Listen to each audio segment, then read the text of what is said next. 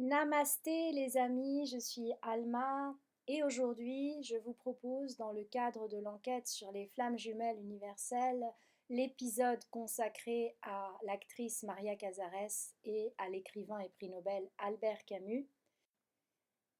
Alors la canalisation totale a duré 2 heures. Nous étions en compagnie de Joshua et Myriam de Magdala ainsi que Antoine de Saint-Exupéry. La raison pour laquelle j'ai morcelé, c'est parce que déjà, je ne voulais pas concurrencer la matinale de France Culture, mais surtout parce que les messages sont très très denses et j'avais l'impression qu'on allait mieux pouvoir accéder en séparant les propos. Toutefois, si vous le souhaitez, je peux mettre l'intégralité de ce que nous pourrions appeler une table ronde céleste, hein, qui est absolument sublime, et vous allez pouvoir ressentir par vous-même les énergies ainsi que les plaisanteries, parce que ces âmes-là, qui sont au niveau très très supérieur, ont beaucoup d'humour. Je pense que c'est quelque chose de très agréable que vous pourriez avoir envie de ressentir. Bien sûr, c'est une chaîne qui traite divers plans de conscience, qui s'adresse à des personnes qui sont à des niveaux du parcours différents, du parcours de vie différents. Donc si vous le souhaitez, je peux mettre en ligne la table ronde dans son intégralité. J'ai réussi à la tronquer à 40 minutes. Voilà les amis, alors je voulais dire une chose, si vous trouvez que le design graphique est plus joli aujourd'hui que les autres jours, c'est tout simplement parce que ce n'est pas moi qui l'ai fait. C'est Mélanie qui est graphiste de profession. Voilà, donc qu'elle soit remerciée pour la canalisation et aussi pour le design graphique. À très bientôt les amis. Albert est bien là. Arrive. Il arrive. D'accord. Est-ce que Maria est bien là? Oui. D'accord. Buenos días, María. Bonjour. Bueno. Alors, est-ce que vous avez envie de nous dire quelque chose? Alors, il se taquine du coup en disant c'est toi qui commences, non c'est toi. María, puedes empezar. Et ils ont dit que nous remercier de l'invitation. Bon, alors, j'espère que cette interaction vous fera autant plaisir qu'à nous. Ils ont l'air tout réjouis comme des enfants. Tout contents. D'accord. María, si quieres empezar. Vous aviez déjà été un couple célèbre dans d'autres vies? Ça dépend ce qu'on appelle célèbre. Vous aviez déjà incarné l'amour. Bah là, vous étiez célèbre, hein, prix Nobel pour Albert. Et Maria, bon, c'est une des plus grandes actrices. Est-ce que vous étiez connue dans ce sens? On me dit que ça faisait partie du défi de pouvoir, de devoir s'exposer et de s'impliquer. Peut-être davantage que ils ont pu le faire auparavant, que ça faisait partie de ce travail sur le long cours des âmes où à un moment on doit vraiment développer sa force et son amour personnel. Et quand l'âme arrive à maturité, son travail, ça va être de répandre son legs pour l'humanité. Donc, pour répondre à la question sur les flammes jumelles, il y a un développement qui fait que... Alors, parodie Simone de Beauvoir, on n'est pas flamme jumelle universelle, on le devient. Ok. Donc on est flamme jumelle, mais c'est à partir d'un moment où la maturité de l'âme et le chemin est déjà assez conséquent, on est en capacité d'endosser des responsabilités plus grandes et d'avoir un œuvre et un legs plus grand qui va travailler pour l'humanité, pour le collectif. D'accord. Ça fait partie du chemin de...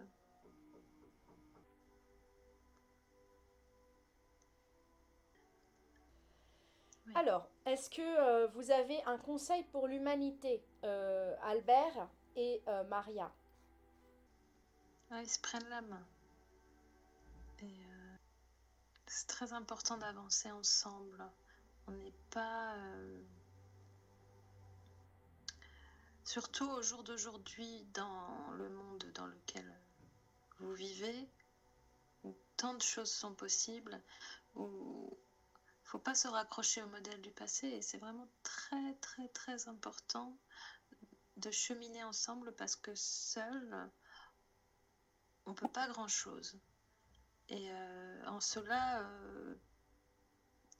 le discours s'applique autant à l'humanité que aux flammes jumelles plus particulièrement, parce que c'est un sujet qui nous intéresse et c'est pour ça qu'on est là, où apparemment il y a beaucoup de discours qui sont faits sur le chemin doit être fait seul, parce que c'est seul que vous découvrez votre propre nature, et eux, au jour d'aujourd'hui, ils ont un discours différent. Après, ils ont cheminé beaucoup longtemps et sont arrivés à un point de compréhension et de conscience où ils savent que de toute façon, le chemin il se fait ensemble. Et c'est un message d'espoir aussi pour le monde. On ne parle pas uniquement de couple, mais Est-ce que vous avez un conseil plus particulièrement pour les flammes jumelles? il y a une espèce de vibration, de résonance d'amour qui se décuple au contact de l'autre. Que ça, c'est une réalité qu'on ne peut pas nier, et que c'est pour ça que c'est important aussi.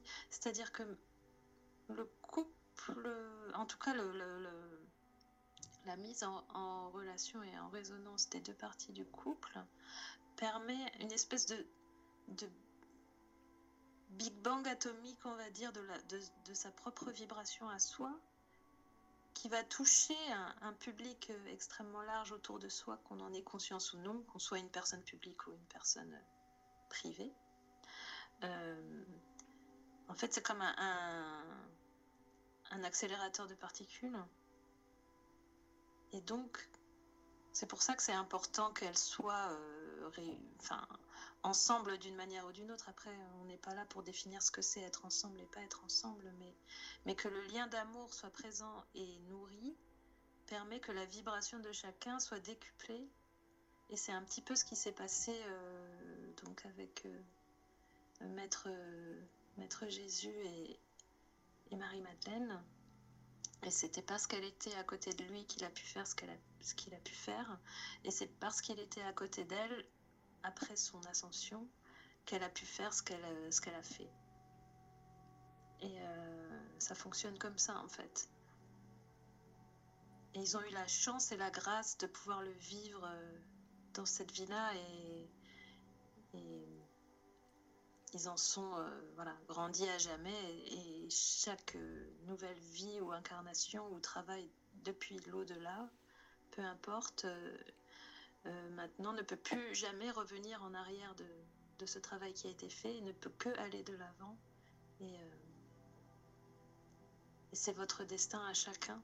Et c'est pour cela aussi qu'il faut vraiment, vraiment, vraiment prendre à la fois soin de vous et prendre soin de votre couple comme une partie de vous-même, car c'est une partie de vous-même. Mais par contre, il me dit qu'on a une mauvaise conception de ce qu'est la fusion. Il y a beaucoup de discours qui circulent aujourd'hui, parce que l'humanité a atteint un certain niveau de conscience qui permet que des informations circulent, mais tout n'est pas complètement juste, ça tâtonne. C'est un petit peu comme pour tout, pour les sciences, on a accès à des informations au fur et à mesure, sauf que l'esprit humain, il fait des conclusions un peu rapides, et qui ne voit pas forcément la symbolique qui est derrière. C'est comme si on lit la Bible au premier degré, on ne va pas comprendre que c'est en fait que c'est de la symbolique sur bien des aspects. Et concernant les flammes jumelles, la question de fusion, elle est mal comprise. Par exemple, quand certaines personnes disent c'est notre dernière incarnation et après on va se fusionner, on ne sera plus qu'une seule âme. Et ça, il me dit c'est faux. C'est pas du tout vrai. Et simplement, on reste deux esprits divins, mais dont les champs s'interpénètrent en permanence comme des circuits d'information et d'amour. En fait, c'est des circuits d'amour qui sont tellement forts et tellement lumineux et il faut voir un petit peu comme les neurones du cerveau avec des champs électriques. Et il y en a tellement, et c'est tellement lumineux, des interactions permanentes d'amour et de lumière comme ça, qu'on a l'impression qu'il n'y a plus qu'une seule aura. Mais il y a toujours deux êtres, en fait. Deux êtres qui partagent un champ électromagnétique tellement fort et tellement lumineux qu'on pourrait se dire, mais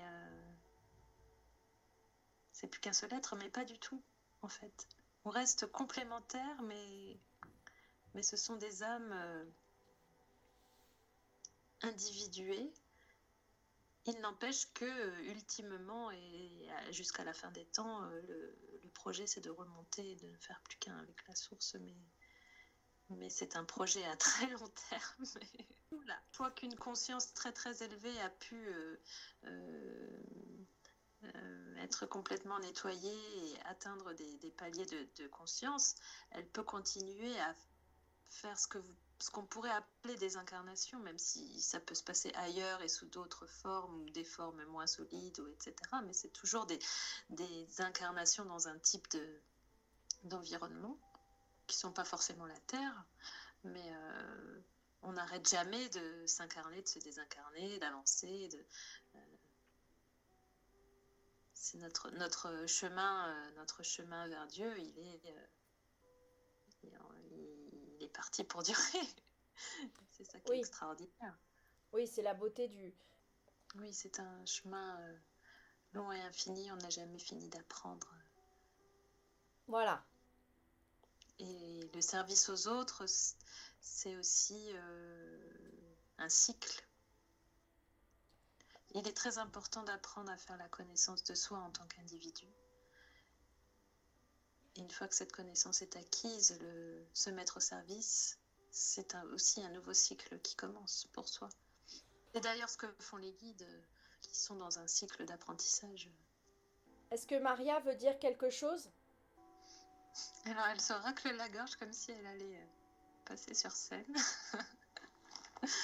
Elle est toute contente. Maria, con tu voz inconfundible. C'est assez drôle, n'empêche, de voir à quel point il y a de la joie entre eux, quoi. Enfin, moi, là, c'est Mélanie qui parle, mais c'est ce que je ressens. Il y a beaucoup de joie. Oui, moi je savais que ce couple-là, c'était un couple de joie. Oui. Et je pense que c'est très bien que cette enquête arrive après celle de Camille et Auguste. Ils me disent on n'a pas fini d'apprendre et je pense que Albert, il me dit qu'il n'est pas revenu encore, mais qu'il y pense très sérieusement. Donc apparemment Maria a une part d'elle qui est petite, soit bébé, soit petite fille. Et Albert dit qu'il n'a pas envie... Enfin, de toute façon, il est toujours avec elle. Ils sont toujours ensemble. Mais qu'il n'a pas forcément envie de rester de l'autre côté pour la soutenir pendant qu'elle fait sa vie. Et qu'il cherche là Enfin, il y a des choses qui sont en train d'être mises en place pour que le scénario soit...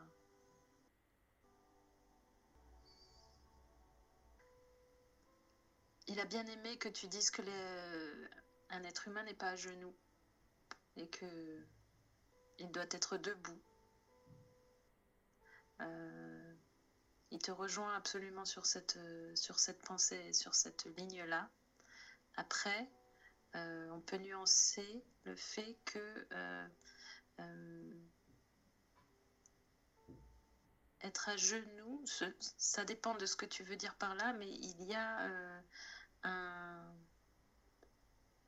travail d'humilité qui se présente parfois à certaines âmes, qui leur offre la possibilité de se mettre à genoux, et que c'est pas forcément dans le sens le plus négatif que tu aurais pu employer dans les exemples précédents que tu as cités.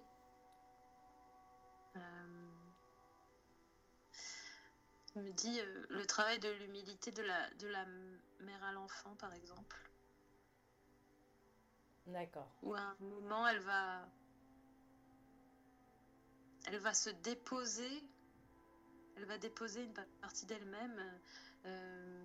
Est-ce que c'est de la dévotion? Est-ce que c'est une forme d'amour? Je ne sais pas. Il y a quelque chose de cet ordre-là aussi qu'il faut prendre en compte et qu'on peut honorer, mais c'est une étape. Mais voilà, tout n'est pas aussi catégorique. On me montre beaucoup la mère à l'enfant, alors je sais pas, c'est peut-être quelque chose qui nous propose d'explorer sur... En fait, voilà, c'est ça. Il y a différentes façons d'être une âme forte, et que c'est pas toujours dans des positions de force, debout avec les mains sur les hanches et prête à aller au combat, et même si pour moi ça a été quelque chose de très important, et ces engagements-là je les ai eus et je ne peux pas les renier, et ils ont fait partie de cette vie comme mon ADN. Il est important de regarder qu'il y a toutes sortes d'autres façons d'être fort, et parfois la douceur des humbles. Même on me montre des gens qui n'ont plus aucun autre recours que de se mettre à genoux pour prier et demander de l'aide, parce qu'ils ne peuvent plus rien faire d'autre dans la situation dans laquelle ils sont. C'est quelque chose aussi à honorer et à aimer, dans le sens à accueillir. D'accord. Comme un processus essentiel aussi de la vie et de l'expérience. C'est juste pour redire, pour revenir sur On avance ensemble, c'est un moyen aussi de pas séparer la force masculine de la force féminine, qui ont leur qualité de force chacune, et que de tout accueillir permet d'être un être complet. Sinon, on est dans un déni. Et c'est ce qu'on essaye, c'est ce que votre époque essaye justement de corriger et de transcender à l'heure actuelle. Voilà. D'accord, merci beaucoup pour cette précision sur l'interprétation. C'est vraiment la différence entre le XXe siècle et le XXIe siècle, elle est là. En fait, chaque époque a ses propres défis. Et donc, c'est pas anodin non plus de venir sur Terre à telle ou telle époque. Et on sait qu'on ne sera pas confronté aux mêmes choses. À chaque fois, il y a un cycle d'apprentissage qui est différent. Et le XXe siècle, il a été extrêmement dense et dur, aller jusqu'au bout du fond, de fouiller ce que c'était que la violence de masse. C'était son challenge voilà, c'était un incontournable, malheureusement. Et à ce moment-là, c'était aussi pour révéler en l'être humain la capacité de se positionner, de se mettre debout, de dire non, d'aller dans un engagement où c'était vraiment aussi prendre des risques et parfois poursuivre la loi du talion, tout en sachant que c'était pas forcément la solution, mais il y avait un positionnement, un engagement qui était nécessaire pour l'apprentissage des âmes.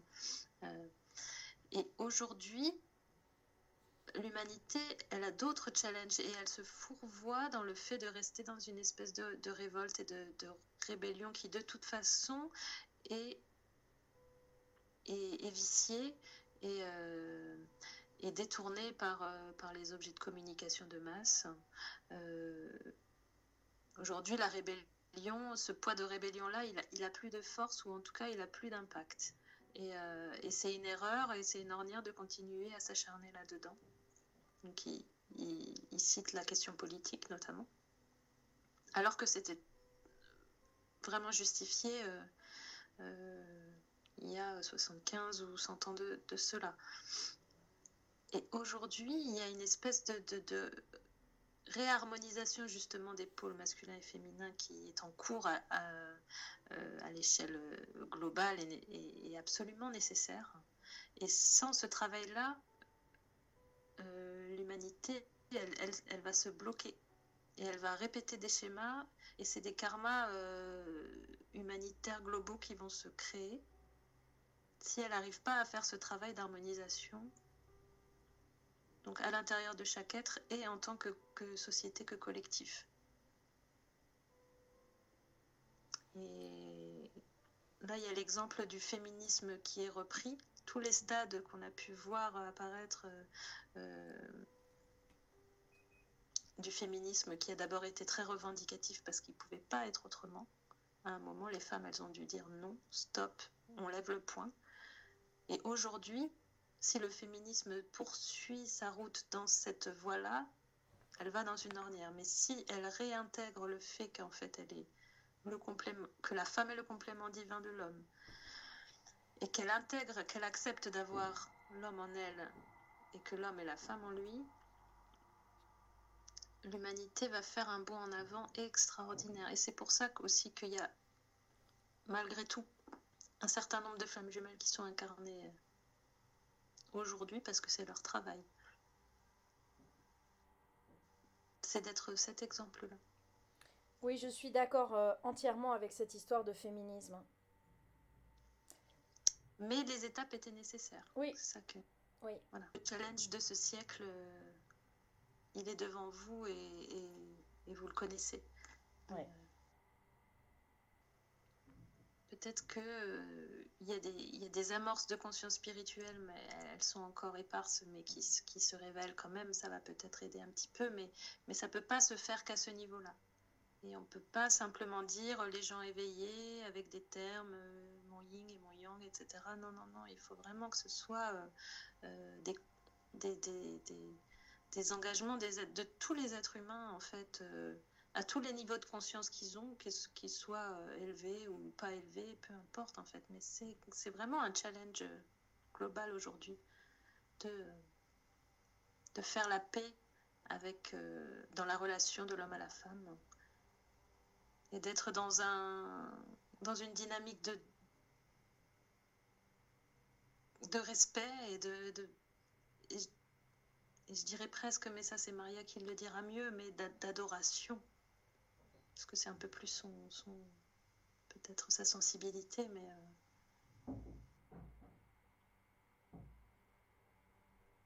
la femme a beaucoup à apprendre à l'homme. Il faut vraiment qu'elle retrouve sa place. Et je la remercie infiniment de m'avoir enseigné tout ça. Et quelque part aussi, si elle n'avait pas été là, moi qui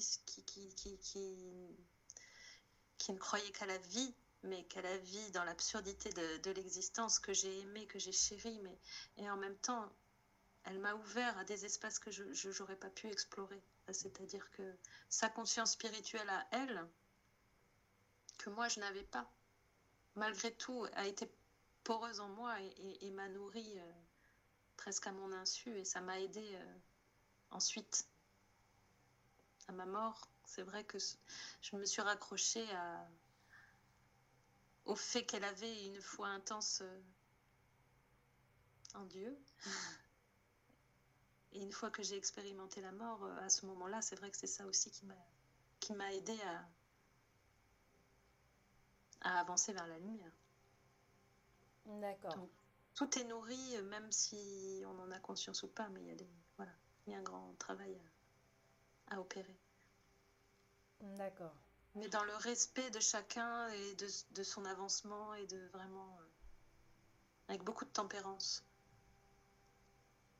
D'accord. Voilà. J'ai été un homme des luttes et je vous dis qu'aujourd'hui, c'est une autre méthode qui doit être adoptée. D'accord. Que celle des luttes. Et j'en suis très heureux. D'accord. Et là, il se serre, elle embrasse et Maria embrasse Camus sur la joue. Est-ce que Maria veut dire quelque chose? Alors, je sais qu'elle a essayé de dire qu'elle te remercie en espagnol, mais je suis incapable de le répéter. Je te le dis en français. D'accord, ok. Elle met la main sur le cœur, elle me dit merci, c'est un tel plaisir de pouvoir partager et notre expérience et notre vécu avec le vôtre et parce qu'il y a une émulation très forte et que tout ça a beaucoup de sens. Et que ça va apporter beaucoup de lumière aussi au parcours de chacun. C'est-à-dire qu'elle estime que chacun est nourri de ce qu'on est en train de vivre à son niveau personnel et dans son expérience personnelle. Et même le Christ et même Marie. Compte sur nous. À bientôt. Prenez soin de vous. Merci. Vous êtes précieux. Prenez soin de vous. C'est ce qu'on fait, c'est ce qu'on fait. À bientôt. Au revoir. Voilà les amis, j'espère que cette canalisation vous aura parlé, tant au niveau des messages qu'au niveau de l'énergie. Alors, je vous parlais de l'humour de la source. Albert Camus et Jean-Paul Sartre avaient des idéologies contraires et se sont combattus. Et la femme de Sartre, c'était Simone de Beauvoir. Et Simone de Beauvoir avait cette phrase, une phrase célèbre que sans doute vous connaissez, on ne naît pas femme, on le devient. Et Maria Casares a dit, on ne naît pas flamme jumelle universelle, on le devient. Donc la phrase est drôle en soi, mais quand on sait le conflit idéologique entre Sartre et Camus, c'est hilarant. Autre petit moment d'humour, à un moment donné, on parlait de la simplicité, j'ai demandé à la personne la plus simple que je connaisse, Saint-Exupéry, de venir. C'est mon auteur préféré. Comme vous le savez, si vous suivez cette chaîne, c'est donc mon auteur préféré. Et il est arrivé sur son petit avion. Donc évidemment, on a éclaté de rire. Et quand je lui ai parlé de ce que je ressentais par rapport à son livre, il m'a tendu une rose en disant voilà, tu m'as fait des fleurs, donc je te tends une rose.